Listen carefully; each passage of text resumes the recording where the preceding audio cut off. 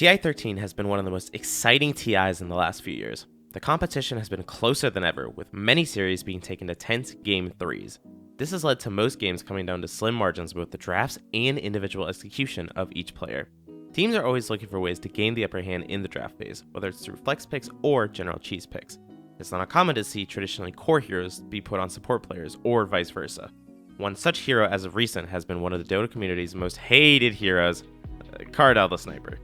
Sniper has many fans and haters, and has seen highs and lows of success in Pro Dota over the years. As of recent, however, one player has managed to obtain great success with the hero, including taking down the International 2023's reigning champions Team Spirit at TI 2024. The Sniper extraordinaire himself, Extreme Gaming's own XM. Sniper is in a peculiar position in 2024's meta. In the first introduction of facets, Sniper, like many heroes, received a multitude of changes to his kit, including the implementation of his two facets. Ghillie Suit, which allows Sniper to not be revealed from Fog of War when attacking enemies during Take Aim, and Scattershot, allowing Shrapnel to do slightly less damage over a much shorter period of time. Many people were not impressed with either facet at first, with most people leaning towards Ghillie Suit in the beginning as an added annoyance to an already annoying hero to hunt down. Over time though, and with a number of buffs to the Scattershot facet, a different but not too unfamiliar way to play Sniper emerged. Position for support, focused on dominating the lane with high damage shrapnels and scaling with support auras like Solar Crest and Drums. This is the form of Sniper most commonly seen at the International 2024, with a win rate that leaves much to be desired. But what about Core Sniper? Currently, it actually boasts higher win rates than its support counterpart, but is only at a fraction of the pick rate. Specialists are the one currently making the most out of the Keen Gunsmith. And when I tell you that XM is one of the most prolific Sniper mid players, don't take it lightly. At the time of recording this, XM Sniper has 39 pro game appearances and is sitting near a whopping 72% win rate. That is insane for a hero that Extreme is known for first picking for him, including this TI. Because of his expertise on one of the community's most hated heroes, most teams have opted to ban Sniper in the first phase, or risk losing to XM's prowess. But Team Spirit are not most teams. The strange thing about this series is Team Spirit banned the Sniper game 1, first phase even. It led Extreme to pick Storm Spirit relatively early in the draft, and all things considered, XM had a pretty good game, with an ending scoreline of 10-3-5. Game 1 in general was a back and forth affair, with Spirit taking an early lead but XG slowly but surely changing the tides. However, after one failed high ground push after another, and no buybacks or glyphs on the side of Extreme, Spirit took the game in dramatic fashion. As the drafts headed into Game 2, it looked like Spirit was poised to take the series. After all, if Extreme could not break the high ground of Spirit, one of the best teamfighting teams known for eking out small chances into wins, how could they gain momentum on their side? Yet, a couple of things differed from the first game draft to the second game draft. For starters, XG had first pick of the draft, which has around a 5% increased win rate than second pick at this international. It forced Team Spirit to ban a lot of the dominant meta heroes in the Sand King, Naga Siren, and Wind Ranger. But whether it was due to being on first pick or having both Mars and Storm Spirit in the draft already, these are both known and formidable sniper counters after all. The Sniper went unbanned by the side of Team Spirit. And if there's one thing about XM, it's that he will jam the Sniper if he's feeling it, and he does so in this game. XM's dominance began from the early levels. Sniper vs Storm is a matchup that is real rough for the Storm in the early levels, but gets better and better with each point in Remnant, eventually leading to kill threat from the Storm as soon as he hits his ultimate. The objective for the Sniper is to bully the Storm Spirit early in the matchup, abusing the range advantage the hero has with his innate. If you can delay the level 6 timing from Storm Spirit for as long as possible, and continue to deny his creeps, it allows Sniper to have too much of a lead for Storm to swing the matchup the other way. This is exactly what we see XM execute to perfection. From the third wave, we see XM place himself directly between the creep wave and Storm, zoning Laurel from any opportunity to see us. When under the enemy's tower, XM mixes up harass with denies, keeping the pressure onto Laurel and attempting to force errors in last hitting. Now is a good time to bring up the Ghillie Suit facet that he chose. While this facet has the lower pick rate and win rate at the time of recording, it allows for a longer shrapnel, which not only is better for farming, but better for sustained pressure in the lane, something that XM abuses against the shorter attack range Storm Spirit. XM continues to apply pressure onto Laurel, prioritizing the harass over last hits. This leads to Sniper having 31 last hits and 18 denies by minute 5. That's more denies than the Storm Spirit has last hits at this stage. The lane dominance is only exacerbated by Sin Q, who leaves bot to annoy the Storm Spirit in the jungle and make sure he's getting nothing in the game. And with the extra damage from Drinky Bunnies, Sniper is able to methodically ping down the mid tower. You may be wondering what the Storm is up to during all of this. Poor Laurel is still trying to get his level 6, It takes him nearly 8.5 minutes and multiple supports watching his back for him to finally get this timing.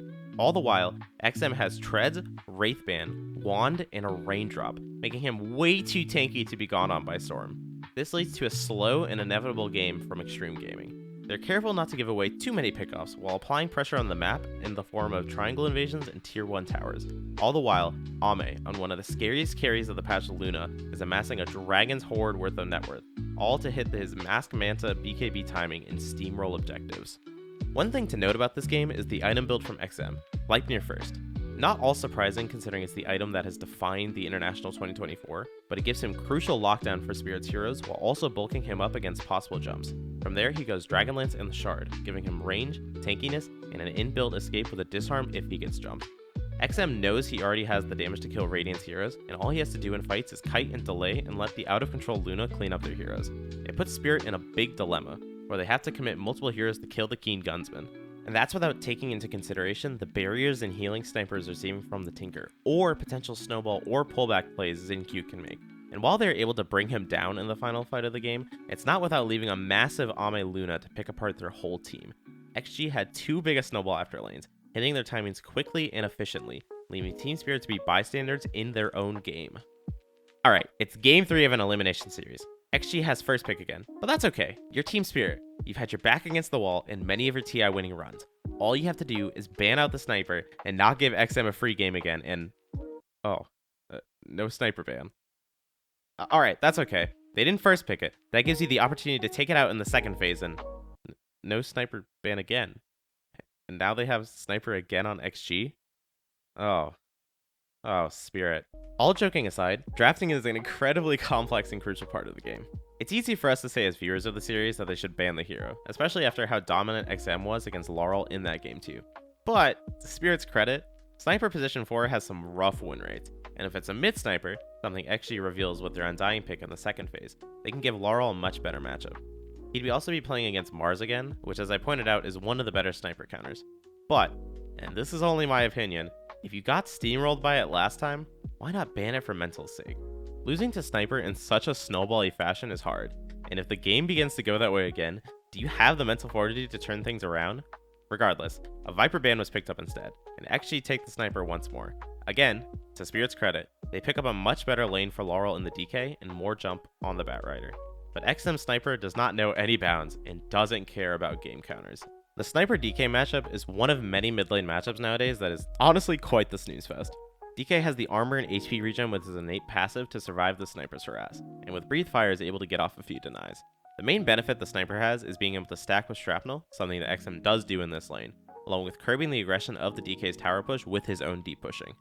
Real action for the Sniper begins with a counter rotation to the bot lane around minute 8 to kill an overextended Miposhka. This is where XM does something that most mid laners do but is unexpected of the Sniper hero. He continues to apply the pressure, heading down to the bot lane to help XSS on the Centaur push the tower. It's a move that most greedier mid lane heroes do not make, prioritizing their own farm to map pressure. In the context of this game though, it makes perfect sense.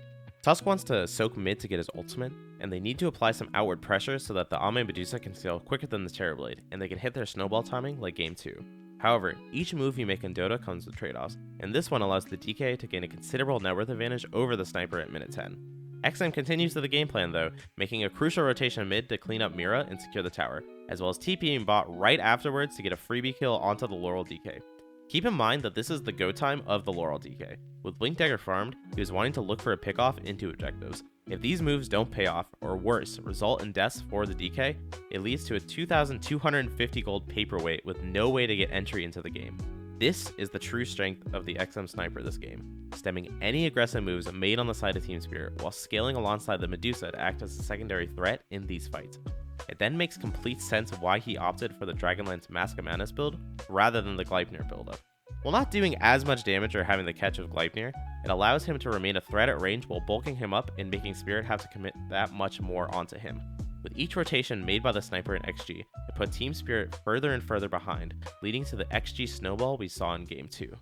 I want to point out the last real team fight that is taken in this game. It starts around 27.5 minutes. Spirit, back against the wall, with one lane of barracks remaining, see the majority of XG on a ward near bot lane. They group up, head towards XG, and begin the fight with the lasso on the Xinq Tusk. It's honestly not a bad jump at all, and Spirit is able to get some impressive spell usage off in the fight. But they forgot about one hero, one gunman who went untouched save an incidental Mars Spear, and one who along with the Medusa wiped the majority of Spirit and ended their hope at a third TI victory. XM Sniper has done it again, continuing his dominance on one of Dota's most hated heroes. If you've made it this far, thank you so much for watching this video. I made this as a way to learn some editing skills and set up for future videos that I hope to make. I'm hoping to be a mid lane focused channel, making both guides on the mid lane as well as retrospectives on mid lane picks and programs like this video here. So if any of that content piques your interest, let me know with a like, comment, or subscribe. Thank you so much again, and I hope to be out with more in the near future.